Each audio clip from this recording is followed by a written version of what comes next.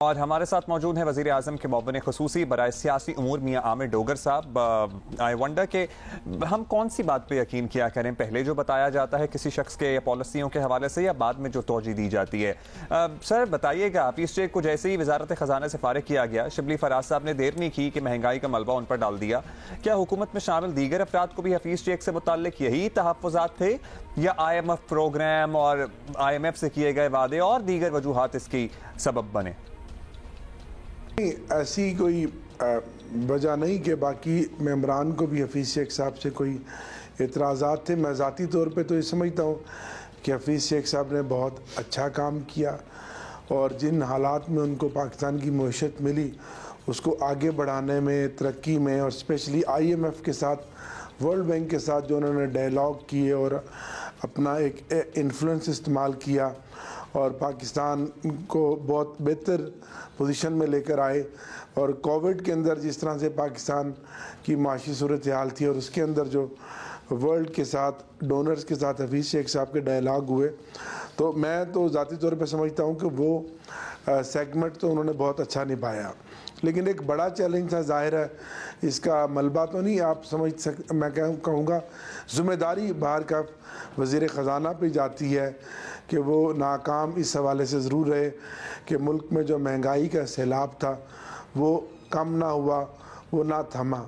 बावजूद इसके कि आज मुल्क की माशी सूरत हाल बेहतर हो रही है, एक्सपोर्ट्स हमारी बढ़ रही है और इंडस्ट्री भी चल रही है और नई इंडस्ट्री भी लग रही है और रुपया भी हमारा मुस्तहकम हो रहा है, स्टॉक एक्सचेंज की भी सूरत हाल बेहतर है, लेकिन महंगाई बहुत बड़ा चैलेंज है। अच्छा आमिर डोगर साहब, आपने भी एक ही सेंटेंस में पहले उनकी तारीफ भी कर दी कि अच्छा काम किया, और फिर आपने भी मलबा या जिम्मेदारी जिस तरह आप कह रहे हैं उन्हीं पे डाल दी महंगाई। लेकिन महंगाई जो है वो अचानक तो पैदा नहीं हुई। जाहिर है कि अकेले हफीज़ शेख इसके जिम्मेदार होंगे भी नहीं, इट्स नॉट पॉसिबल। फिर क्या ये इम्कान है कि वज़ीर आज़म आवाम पर होने वाले इस जुल्म का हिसाब एक एक शख्स से लेंगे और महंगाई के सब जिम्मेदारों के खिलाफ कार्रवाई की जाएगी? आपको लगता है ऐसा होगा, ये बस एक हफीज़ शेख? मैं जैसे तफसील से बात कर चुका हूँ कि वज़ीर आज़म तो ज़िम्मेदारों के ख़िलाफ़ बिल्कुल वो कार्रवाई कर रहे हैं। आजकल आपने देखा कि शुगर माफिया के ख़िलाफ़ FIA बड़े बड़े इकदाम कर रही है और जो ज़ख़ीरा अंदोज़ों के ख़िलाफ़ पंजाब में और बाकी सूबों में भी क्रैक डाउन हो रहा है। तो ये पूरी सोसाइटी है जो इस सारे मुनाफे में मिली हुई है। बदकिस्मत ये कि हम मन हैसल कौम, हमारे हाथ में जो जो चीज़ भी आती है हम ये समझते हैं कि कोई कसर बाकी ना रखे मुनाफा कमाने में और चूना लगाने में और अपनी दौलत को मल्टीप्लाई करने में। ये पूरी कौम का एक अलमिया है। एक रेडी फरोश भी है, वो भी सुबह जब सब्ज़ी लगाता है और फ्रूट वाला, तो वो भी अपनी मर्ज़ी के रेट लगाता है।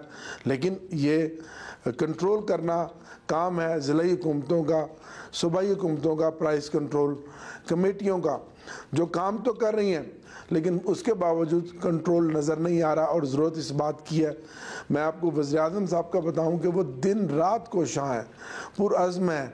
हर वक्त उनके दिल में, दिमाग में और गुफ्तगू में सिर्फ यही बात होती है कि किस तरह मैंने पाकिस्तान के अवाम को, गरीब लोगों को रिलीफ देना है और गुर्बत का ख़ात्मा करना है। अच्छा जी, वज़ीर आज़म आई गेस वाकई शदीद परेशान हैं। अब बता दीजिए डोगर साहब के काबीना में और भी तब्दीलियाँ हो रही हैं, तो क्या वो भी वज़ीर आज़म की परेशानी की वजह से हैं? क्या फवाद चौधरी साहब को इत्तलात का कलमदान वापस दिया जा रहा है? वोडा साहब की भी वापसी हो रही है, और क्या MQM और बलोचिस्तान अवामी पार्टी को भी अहम ओहदे दिए जाने का इम्कान है? जी, मेरे इल्म के मुताबिक, क्योंकि मैं प्राइम मिनिस्टर साहब का पॉलिटिकल एडवाइज़र हूँ, कि एक मिनिस्टर फैसलाबाद से आएंगे, एक मिनिस्टर बलोचिस्तान से आएंगे, बलोचिस्तान अवामी पार्टी के मिनिस्टर हैं और वो सेनेटर भी हो सकते हैं, और कुछ वजारतों में भी चेंज आएगा और कुछ वजारतों को 2 हिस्सों में भी तकसीम किया गया है। तो अब इसका फ़ैसला तो वज़ीर आज़म साहब ही ऐलान के ज़रिए करेंगे, कोई उन्हीं का अख्तियार है। तो अलाइज़ की भी वजारतें हैं, कुछ वजारतों में रीशफलिंग भी होंगी और हो सकता है कि कुछ वज़ीर साहबान कारकर्दगी की बुनियाद पर उनको शायद वजारत से हाथ भी धोना पड़े। चलें जी डोगर साहब, थैंक यू सो मच। आपने तो हमें बहुत सी तब्दीलियों का बता दिया कि होने वाली हैं, बट आई वंडर कि जो तो हमें देख रहे हैं उनको कितनी लॉजिकल लगती है ये बात कि वज़ीर आज़म साहब ने हफीज़ शेख को महंगाई की वजह से हटाया। बाय द वे अब तक अगर परसेंटेज का हिसाब लगाया जाए ना, 2-2.5 साल में बिजली और गैस की कीमतों में कितना इजाफा हुआ है, तो ही आपके ज़रा होश उड़ जाएंगे पढ़ के और सुनकर। और इतने लाइक माइंडेड लोग जब सर जोड़ के बैठे हों कि महंगाई को किस तरह कम किया जाए और सारे के सारे फेल हो रहे हों, तो फिर भी सोचता है इंसान कि मतलब व्हाट इज गोइंग ऑन, कि अभी तक जो महीनों से चीज ऊपर चली जा रही है कोई उसको नीचे नहीं ला सका। एनीवे सोचिए इस बारे में ना मुराद सईद साहब को दावत देनी चाहिए थी, वो $200 अरब जो उन्होंने वापस